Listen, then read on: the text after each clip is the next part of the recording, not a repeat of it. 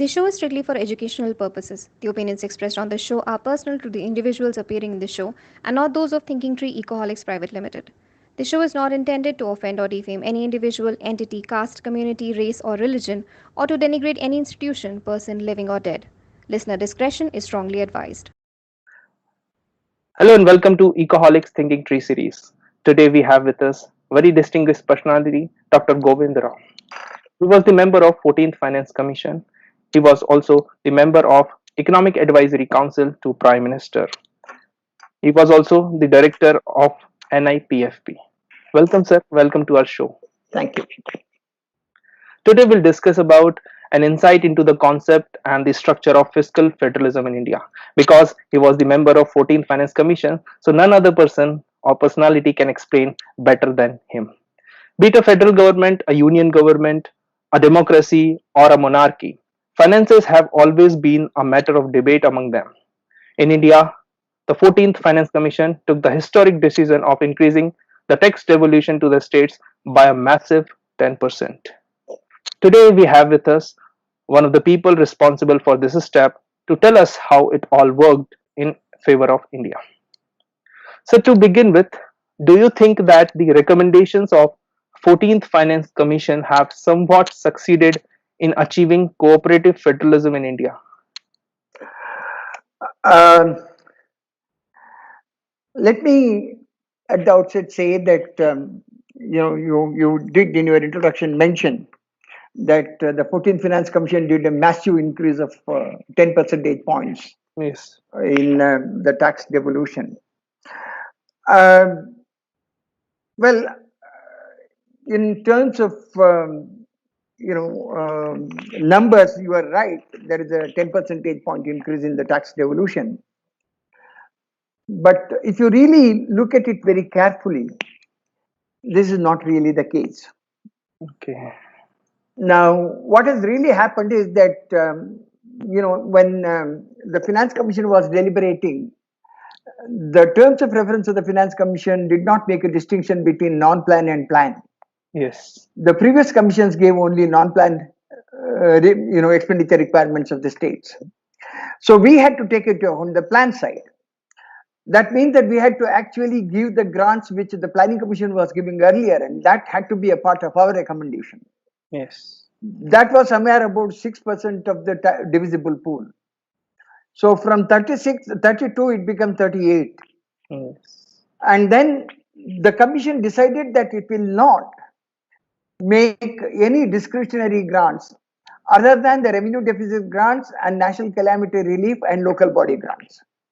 The previous commissions had given a lot of money for forest and education, healthcare, and a variety of discretionary grants they had given.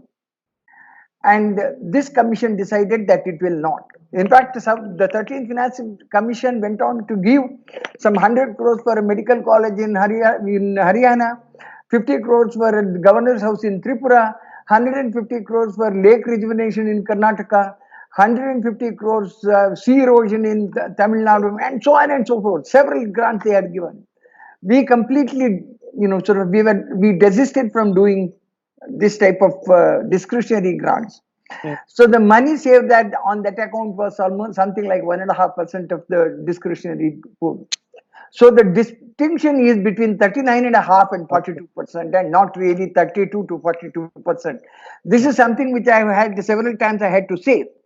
Then the question comes, why did you increase from 32%, even if this thing there is a marginal increase, why did you do that? So what we did was, we looked at the recommendation, we look at the expenditure pattern of the states and the center. And if you really look at it from 2002 to 2005, 2005 to 2012, Yes.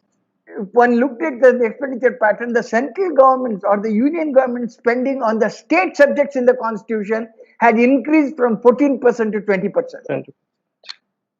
Now, union government spending on concurrent subjects had increased from 13 to 17%. Why should you not let the state government to spend on their subjects as decided in the constitution? Why should the union government come and spend it? Yes. So the point is, union government should focus itself on the union subjects rather than trying to influence the voters in the state subjects. It's easy for the union government to come and make spending through centrally sponsored schemes, because this is where you can go to the electorate and then say that, look, I am spending on you. It is not your state government spending on you. Basically, it's a sort of a vote catching sort of strategy. So we thought that the state governments have to legitimately spend more on the state subjects, and therefore we should give greater flexibility. Yes. I mean, even when you have the centrally sponsored schemes, it come way of grants, but then Yes. they don't have flexibility. It is not an untied grant. So, and Yes. therefore, we increased it by 2.5 percentage points. So it's not really that we have made a massive increase. So in some ways, I think this was an act of rebalancing. We did this act of rebalancing. Of Yes. course, the central government has always complained that, you see, we have gone well beyond what they wanted us to do. But Yes. but then the Finance Commission is an independent body; it is supposed to do. However, you should also realize that this Finance Commission is only one of the instruments. Yes. Finance Commission giving you transfer. The total amount of money, the decision on the total amount of money to be given to the states is decided by the central government itself, Yes. and that has not changed. In fact, if you look at it, something like the 60% of the state central revenues are generally the tax revenues generally go to the states. That is, for both the Finance Commission's transfers and other transfers. So that has not changed. What happened immediately was, immediately after the recommendations were made, the untied transfer to the states increased, flexibility to the states increased to that extent, but then the central government was not satisfied with that.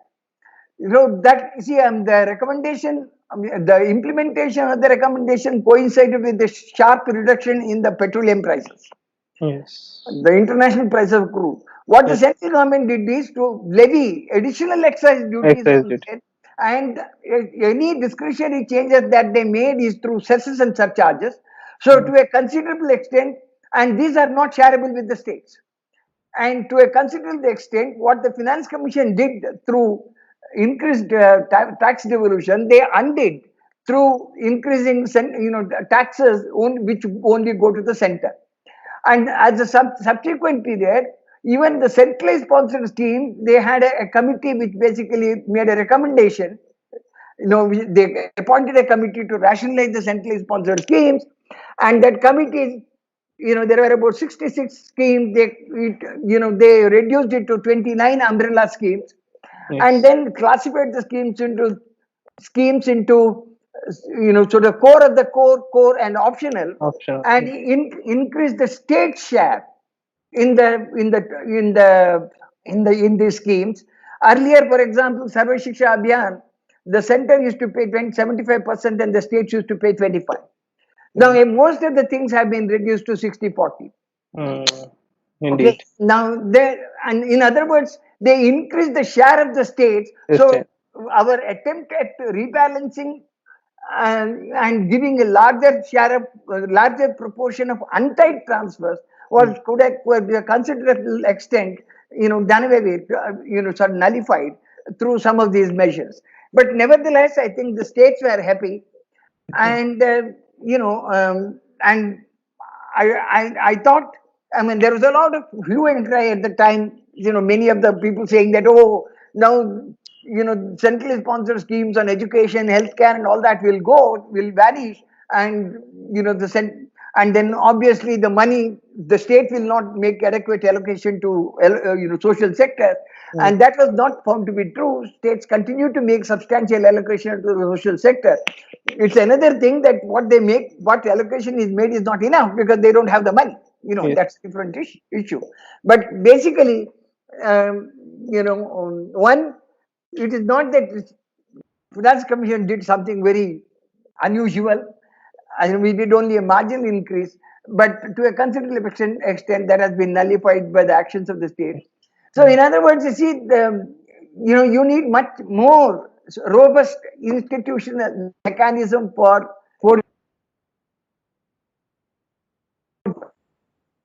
spirit. Fiscal federalism, cannot be done by one institution called the Finance Commission. Seriously, indeed, because sir, it's a zero-sum game. If you increase the share of the states, obviously the center share already come down. So that's a great point, sir. It gave more clarity.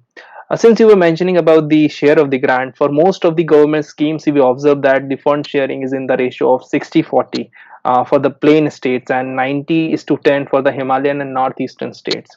It is in fact that the hilly states find it difficult to raise funds given their topography.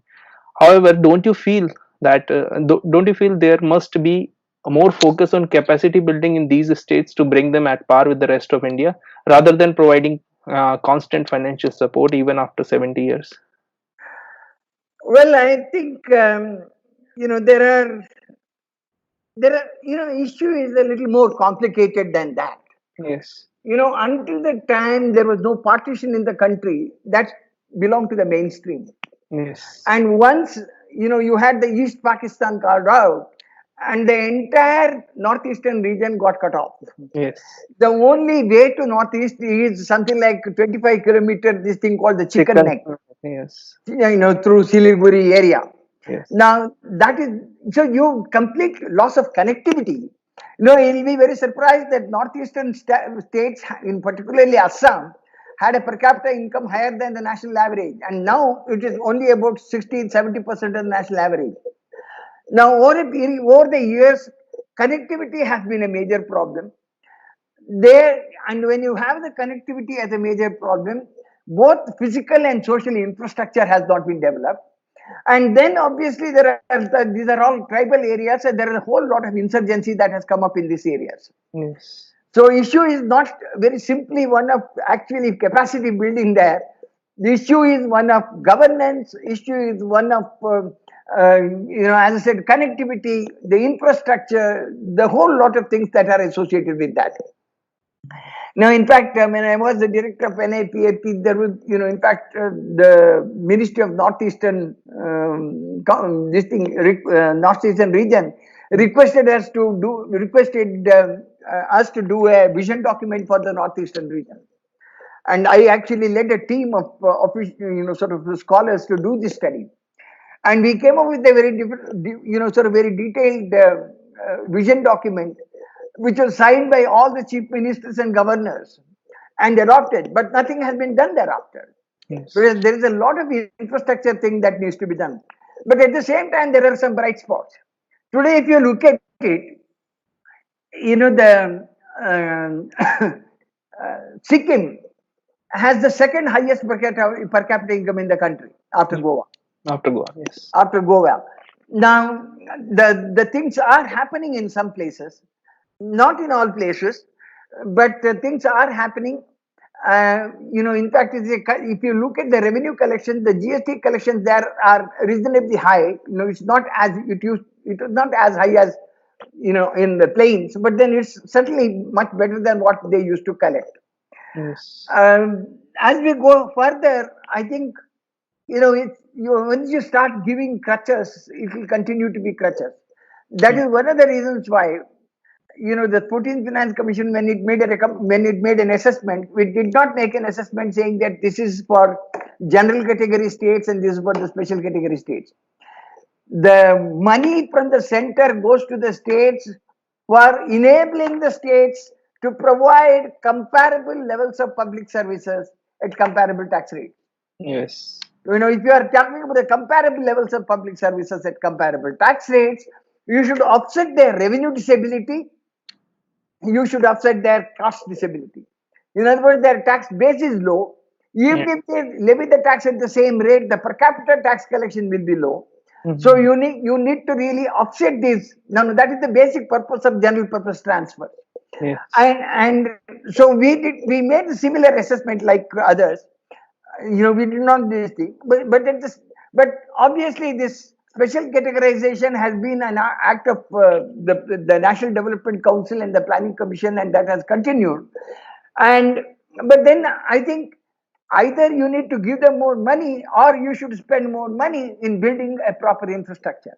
Yes. And you should help them, handhold them to ensure that, in fact, we see that the Nagaland, insurgency issue has continued forever. So Yes. you need to put these things down. There has to be a clarity. The basic function of the government is to enforce property rights. Seriously.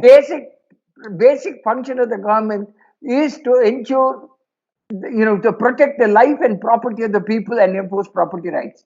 Yes. Now, unless and until that is done, your investment will not take place. So Hmm. investment can take place unless you need to really do that. And once you do that, then you don't have to give. You see, the failure is as much on the part of the center as it is on the part of the states, because at the end of the day, these are all states with international borders. These Yes. are the states where there is a huge amount of insurgency, and then we have not yet settled these as a part of accession to the country. I mean, who is supposed to do all this? Once Hmm. you do that, I think the things will be much better. But But the basic, until then, these crutches will continue. And however much I talk about it or you talk about it, the problem will continue until these basic conditions for development are satisfied. seriously, it means the problem is more of political, not of economical. Well, it is both political and economic. As I said, it's a much more complicated, Yeah. this thing. It's political, it is social, it is economic. You see, when the Northeasterns come here, you discriminate against them. Yeah. I mean, there's a whole lot of things that Yeah. happens. There are There there cases is, in the national capital. I mean, they need to feel that they belong to the country. Seriously. Yes. I mean, the point is, if they don't feel that they don't belong to the country, and then you tell them that you don't belong to the country, the things don't work. Seriously, indeed. So apart from tourism, what are the areas, if we make a checklist, what are the areas that northeastern state can empower themselves You to?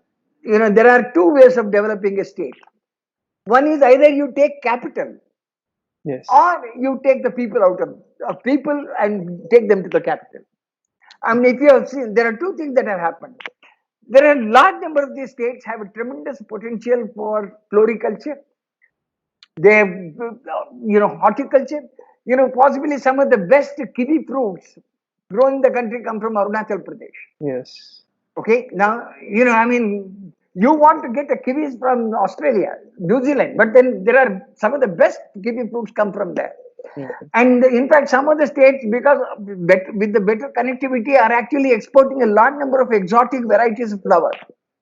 So you have, I mean, for example, Sikkim has a completely natural way of cultivation. You don't have sort of organic way of cultivation Organic. that has gone up. So there are lots of things. In fact, some of these large cardamoms, the most expensive large cardamoms, most of it is grown in Sikkim. Yes. I mean, so there is a lot of potential there, Mm. but then they need connectivity. Many of these items are perishable, and they need connectivity, and then obviously they can, have a quick transportation. Okay. Sikkim, got its airport, just a couple of years ago. I mean, you don't even have an airport. Mizoram had its airports only a few years ago. I mean, Isol, for example. So perishables perish. You do That need is. to really have that. So in other words, there's a lot of investment that you need to do in infrastructure. There's a lot of investment that you need to do in terms of settling the entire this insurgency issue. And Yes. once that happens, because you see, transportation becomes much more when in areas where there is insurgency. So Seriously. once that happens, the things can do much better. Yes. Since the 14th Finance Commission had mandated prudent levels of both fiscal deficit, that is 3% of GSDP, and debt to GDP for the state is 25%. That must not be breached by the states. When we consider the data from the states, except for the fiscal year 2016-17, the state government have regularly met their fiscal deficit target of 3% of GDP. This is a matter of concern because most states ended up meeting the fiscal deficit target not by increasing their revenues but by reducing their expenditure and increasingly borrowing from the market. What are your thoughts on it, sir? Well, this question requires multiple answers, but let me start by saying the following. Number one, sort of your interpretation that 3% of GDP and 25% of GDP as fiscal deficit target is broadly true, not entirely true. Yes. Because the Finance Commission went a little bit, see, its recommendations are very nuanced. It went a little ahead and said that if a particular state has its debt to GDP ratio less than 25%, and its interest payment to revenue less than 10% in the previous year, it can get additional borrowing space of 25 basis points. That means states can go up to 3.5% of GSDP if its debt to GSDP ratio is less than 25% and its interest payment to revenue ratio is less than 10%. Okay, now, so that means some flexibility was given to the states there. So, I mean, so I want to keep the matters, clear. Yes. It's not just 3%. I mean, so some states which had a better borrowing capacity were given more borrowing space. Yes. And then what happens is that obviously any target that you give, any summary measure that you give as a target, obviously the focus will be on target. Yes. If you say that you should have a revenue like this and an expenditure like this, you do multiple targets, then obviously they will have to look for multiple targets. Now you can reduce the deficit either by, I mean, again, it's not that they really have much of a choice. What really happens is that the central government they have to seek the permission of the center to borrow. Center to borrow, yes. The constitution gives them allows them to borrow, but if they are indebted to the center, they have to seek the permission of the center to borrow. The center will not allow them to borrow more than 3% of GSDP. So obviously they are, it's a sort of a hard budget constraint. Yes. When you have that, so they have the flexibility either to raise revenue. But what revenue can they raise? Particularly after the GST was ceded to the GST Council. You don't really have much of the taxes. The only major taxes they have, so-called major within inverted commas, taxes they have, is excise duty on alcohol, value-added tax on petroleum products, motor vehicles tax, taxes on stamps and registration duties on property transfers. These are the only thing. And obviously there are limits beyond which they can raise. The administration matters a little. GST is entire administration, virtually the entire thing is taken away from them, in fact, maneuverability. So obviously they don't really have, and then what happens? The central government goes up and increases the price of petroleum products and then leaves very little scope for these people to raise taxes. Raise taxes, yes. No, because it raises additional excise duty. Even now, the crude oil prices have fallen. The central government has gone ahead and then increased the additional excise duty. Yes. And this additional excise duty, when you increase that, is not shareable with the states. So they don't really have have that much. In other words, you curtail the taxing space. So yes. They don't really have much of a taxing space. So what do? They don't have much of a thing where they can sell and then disinvest and do that. I mean, of course, some of the states are now thinking because of the COVID problem. That's a different issue. But so obviously the only thing is expenditure. Here again, what happens is that the productive expenditure get the axe. Capital expenditure are the ones easy to cut because the committed expenditures on wages and salaries, and and then of course interest payments, pensions, etc. cannot be done. You can't do anything. So there has been a problem. But that problem is, I mean, it is natural to, now the issue therefore is, there is, I mean, you can also ask this following the question. In fact, if you look at the FRBM review committee, which looked at the, NK Singh committee, which looked at the thing, yes. I mean, they said that the target, for the fiscal responsibility, this thing target is the debt to GDP ratio. Yes. And in order to reduce the debt to GDP ratio, they said the anchoring variable is deficit to GDP ratio. So, I mean, that comes from there. And in fact, you see, earlier in the FRBM Act, you had a target on revenue deficit also. Yes. But now they don't have the revenue deficit target. So ultimately, if the objective is to raise the debt to GDP ratio and fiscal deficit is the anchor, your objective in whether to increase revenue or cut down the expenditure, sort of that doesn't get into the entire scheme of things. So Yes. obviously, it's a question of making allocation from the scarce resources that you have, and that's all that one can do. And the states have tried to do their best. At least they have contained their fiscal deficit within 3%. 3%. Though there are some exceptions, because Yes. for example, because of the poor performance, the electricity distribution This. sector, they had to take over the loans, and then obviously the interest payment had to be paid on that. The deficit are exceeding the 3% level Yes. that was set. But by and large, they have maintained that they had to maintain that, and then they don't really have much of a way to raise revenue, and they have to cut down expenditures. Sir, as per the constitutional provision, that is highly elastic revenue sources are under the jurisdiction of union or the central government, like foreign aid, deficit financing.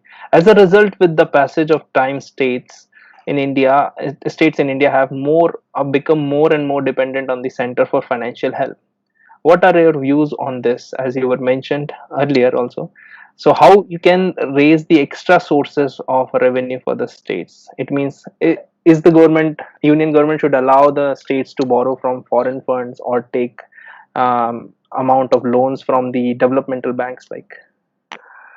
You see, the founding fathers of constitution had thought of the issue in a very systematic manner.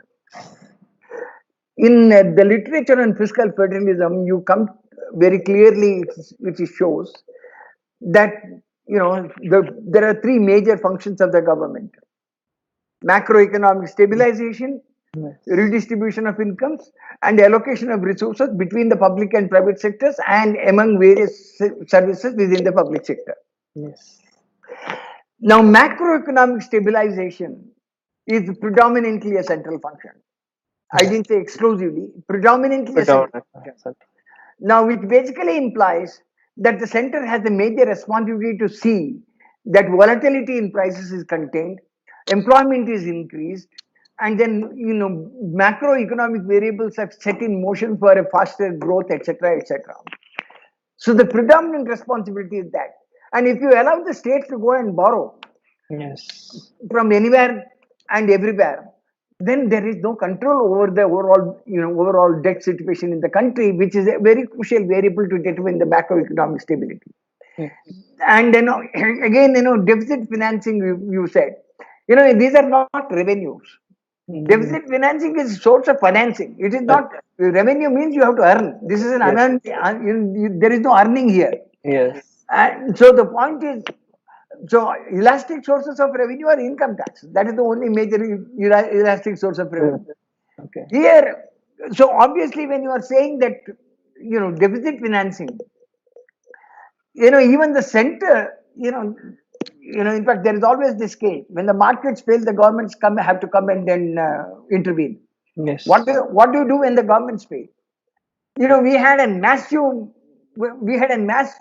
deficit financing that was done before, and we got into a major sort of balance of payment crisis in 1991. And thereafterwards, there has been a lot of thinking on this. And then, of course, the Fiscal Responsibility and Budget Management Act came in 2003 to tell the central government that you also should control your deficit. It is not that you can No. go again. But before that, before 91, there never used to be a terminology in our discourse called fiscal deficit. Seriously. This, they used to say budget deficit. Budget deficit, yes. And the budget deficit is not fiscal deficit. Budget deficit is, you see, you borrow from the market, and whatever is uncovered by the borrowing from market is actually borrowing directly from the Reserve Bank of India by issuing short-term, treasury bills. Treasury bills, yes. And it was automatic. So there was automatic monetization of the deficit that went on. And that went on. And that is one of the reasons why, whatever is not covered, I have an ambitious plan of spending, and so the Reserve Bank will print money, and then you did not look at the consequences in terms of inflation. Seriously. And then what happened was that in 1990s, this discussion went on. We can't be letting it happen.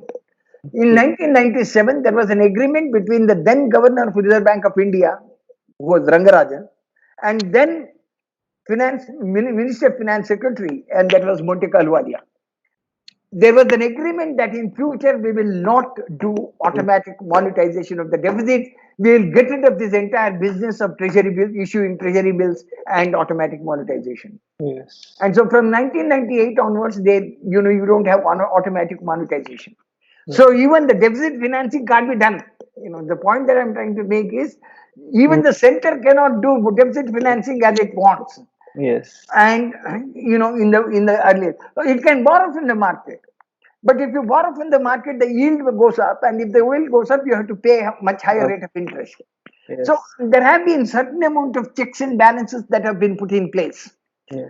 But at the same time, and after 2003, there was the Fiscal Responsibility Act, which basically said that you have got to really control your deficit. Government of India has been flouting. And possibly the solution to that is another institution. In fact, in many of the countries, they have what is called Fiscal Council. Okay, now, for example, in the United States, you have what is called the Congressional Budget Office. Yes. In many other countries, you have what is called the Parliamentary Budgetary Offices. In UK, you have what is called Office of Budget and Accountability. These are created by the Parliament to provide a check against the government's decision to go on really, doing the deficits, incurring deficits, and then monitoring them. Control and audit then comes after the event is over. But this is on the concurrently. They start with evaluating your budget forecasts, saying whether your budget forecasts are right or wrong. And when some governments comes up with the major schemes, and then makes announcement of the schemes, nobody actually budgets these schemes. This Parliamentary Budget Office actually estimates what would be the expenditure involved in actually carrying out these schemes.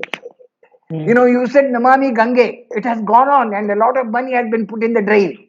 And we don't know what is the total amount that is really required to clean up the Ganges and what are the various things. But we have been spending taxpayers' money on these. And then the third thing is monitoring the fiscal deficit of the government and saying that, look, you can't do this. Yes. So that has not happened. And in fact, there is a recommendation in the 14th Finance Commission basically asking the government to move the parliament to appoint a fiscal council. Fiscal council, yes. Okay, now, I mean, these are all institutions of, the basic question that I asked. When the market fails, the governments intervene. When the governments fail, what do? You need to have the institutions to create checks and balances in the system, and that is precisely what we had said. But in any case, as I said, it is not that the government of India has all the things, and the state governments have to really manage within whatever is available, and that is the reason why you have an independent institution called the Finance Commission, which comes every 5 years and then basically examines the finances of the center as well as the states and sees what is the reasonable amount of money that can be transferred to the state. And to the credit of successive governments in India, one of the major things about the Finance Commission is that it has been respected, its mandate has been taken, and then its recommendations have been accepted. Yes, for the most part. I mean, by and large, there have been one or two exceptions, but by and large, the basic recommendations and the transfers have been accepted. Yes, I think after the change in the organization of Planning Commission to NITI Aayog, the relevance of Finance Commission has come up, and that's a great, because we have a constitutional body. And that's not really the case. I'll tell you, it is not the relevance of the commission has come up. Actually, it resurrected the revolution. You see, if you go back and look at the history, yes. When the third Finance Commission came into picture, that Finance Commission was not asked to look at only the non-plan side. I mean, it was asked to look at the totality. Yes. But by that time, the Planning Commission has become a reality, though it is not a constitutional body. It's a, it was created by a cabinet resolution. Yes. Now, but then what happened is that the government asked the member secretary, the serving officer of the government, member secretary, to write a note of dissent. The main recommendation was that yes, planning commission exists now. We will assess the entire thing. For plan side, we will give something like, we will give 75%. We will take into account 25% recommendation. Grant they can give. The planning commission can give. This was the main recommendation. But the note of difference is that you should completely desist from looking at the plan side at all together. Allow the planning commission to do. And when that happened, that is the only time in the history of this country that the Finance Commission recommendation was rejected. And the note of dissent of the member secretary was taken. And subsequently, for all the Finance Commissions, the term of reference basically said you look at only the non-plan expenditure requirements. Until the 14th Commission, where somebody forgot to put that word non-plan.